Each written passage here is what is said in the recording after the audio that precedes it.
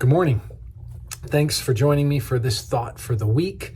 We're in a series on plumb lines for marriage and family. A plumb line, something that keeps us vertical, keeps that wall in our life up straight, upright. And so a plumb line is just a statement, a phrase, something that helps us remember that we need to implement something in particular or not do something in particular in our relationships as we're trying to make them successful. We're in a series of 15 of these. This is number 4. So if you haven't seen any of the other videos, or maybe you missed one or two, go to our YouTube page, check those out. Let's begin. Here's the 4th plumb line. Keep short accounts. Keep short accounts. What does that mean? Well, it means that you're going to be offended. You're going to take on some water in relationships. People are going to upset you in the house, in marriage, your kids, your parents, your siblings, your spouse. So conflict is an inevitable reality. Now, when conflict emerges, and that conflict can range from something that's like big and cataclysmic to something that's small. It doesn't matter a lot. I want you to think about your relationships sort of like a physical house. And this illustration is not unique with me, not original with me, but I think it's a helpful illustration. I want you to think of it like a physical house. If you have a cup of some kind and you set it down after you are done drinking, for example, and then you have a plate and you set it down, and you have a fork and you set it down, and then you have something else in your possession, you set it down, and you leave it there. And then the next time you eat, you got another cup, and so you set that one down. And you got a plate, and you got some other things. And then you got some Mega Omega Power Up. And you're snacking, and you set it down, and you never put it up, you leave it there. Next time, you do the same thing, and it just goes and goes and goes and goes. What ends up happening is your house gets cluttered with junk. And why did it get cluttered? Well, it got cluttered because whoever it was that used it, you in this case, didn't pick it up and take care of it after you used it. You didn't take care of the Mega Omega Premium Trail Mix. You didn't take care of the first or second cup.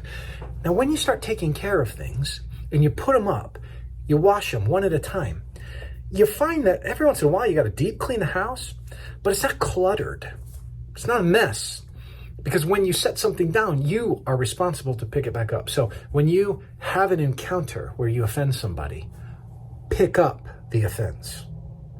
When you give a wrong look and they know it, pick up the offense. When you have tension, deal with it. Don't let it sit there like dirty dishes in your house and clutter up your relationship so that now it feels messy. You know, when you walk into a messy house, sometimes it can feel tense. Sometimes you can feel a little bit like, ugh, you may want to even grab stuff and start cleaning up because it can feel like you're inhibited in ways. You're not sure where to set something down. So in a relationship, you just want to keep things clean, as it were, and we're all going to make mistakes. We're all going to dirty dishes. We're all going to leave napkins around. We're all going to leave out the Mega Omega Trail Mix, and you get to pick it up. You get to clean it up. So keep a short account. Don't let it linger. So let me give you a few thoughts. Number 1, that means that you don't hold on to an offense. You don't hold on to it. If you have been offended, you have 2 choices. You can dismiss it, place it in Proverbs 19:11, where it talks about it being the glory to overlook a matter, and you can overlook it. Lots of things are worth overlooking. But if for some reason you can't overlook it, then you need to deal with it.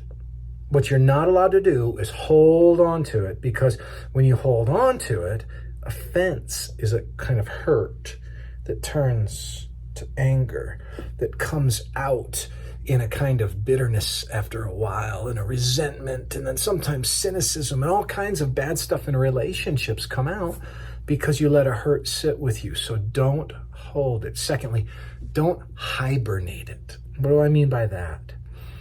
I mean, don't just like push it down and go, okay. You're not really able to overlook it, but you don't want to deal with it. And you're not just going to hold on to it and like stew about it, but you go, I'll be okay. But you really aren't able to push past it. You hibernate it. You set it down. And then when something happens, you go, oh, wait a minute. I'm going to bring that offense out of hibernation. And all of a sudden, something that was never dealt with, has sat in a way that you've been unable to overlook it. And now you're going to bring it back to account. That's not keeping a short account. That's postponing an account, and all relationships will suffer in that way. Third, don't get historical. Not hysterical, shouldn't do that either, but don't get historical. That is, if you've dealt with something, you've kept a short account, then burn it. Burn it. You don't get to go back and say, but remember when you always seem to do, you never, and you get historical with something that you already dealt with. It had the bookend, but now you knocked one of the bookends out and you want to keep that story going. But if you bookended it, if you dealt with it, put it away. It is done. Listen to a couple scripture verses. Ephesians 4:26. Be angry and do not sin. Do not let the sun go down on your anger. Now, I'm not asking you to take this in some legalistic fashion. I understand that there might be times when something is so deeply hurt and wounding that you can't solve it in a 24-hour period. I get that. But the principle here is what? Don't let it linger. Don't let it sit long. Don't let it fester. Relationships go like this when you let things fester, and all of a sudden now you're talking across a divide. You're imputing motives. You're demonizing. You're speaking from hurt. You color the other person a particular way. You put on new lenses and you only see them through those lenses. Don't let that happen. How do you not let that happen? Well, you pick up your cup. You pick up the plates. You put away the mega omega, and you don't let it sit out there and clutter up the relationship. Proverbs 17:14.